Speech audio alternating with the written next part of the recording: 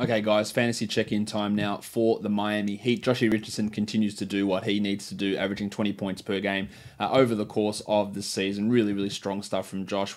I thought that him averaging 20 points per game was a little bit of high hopes from guys like Spolstra and Paddy Riley, but he has clearly exceeded those. I think they said 18 points. He's exceeded that. The guy we really need to talk about with Miami is Bam Adebayo, who is stepping it up, averaging 24 points per game over the last five, 11 and 11 with a block per game on 55% shooting. But more importantly, he's taking those minutes away from Hassan Whiteside.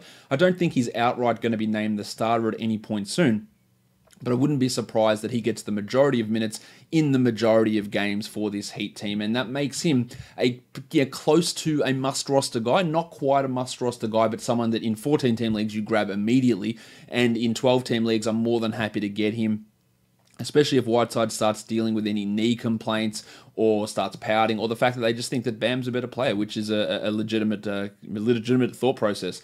Scooter Magruder started the season really hot. He has predictably dropped off outside the top 175 over the last 2 weeks, and I think that if you have him in any 10 or 12 team leagues, you should feel really comfortable, especially 10, but even in 12, I think he's a guy to move on from pretty comfortably, while Justice Winslow just not getting it done with Jim Johnson back in the lineup as well.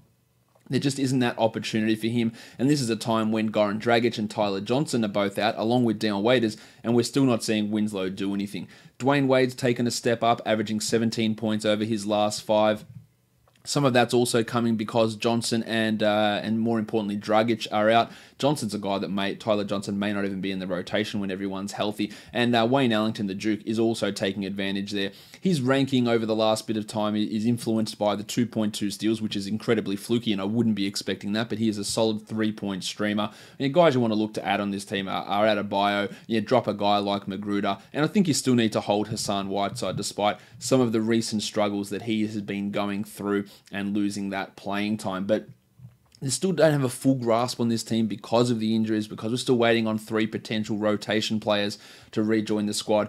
Who knows if Dion Waiters is ever going to play again, to be honest. Or maybe even this season is more realistic, but this ankle injury has been going for 2 years, and I just don't know if we're going to see him play at any point soon. But Dragic is the big one with that knee injury. I'm not dropping Dragic, who's dealing with that knee issue, but if we hear any long-term prognosis, if they say he's out for 3 weeks, and given that I don't really think he's a strong top 75, top 80 guy anyway, I think you'd feel okay about moving on from Dragic in that sort of a scenario.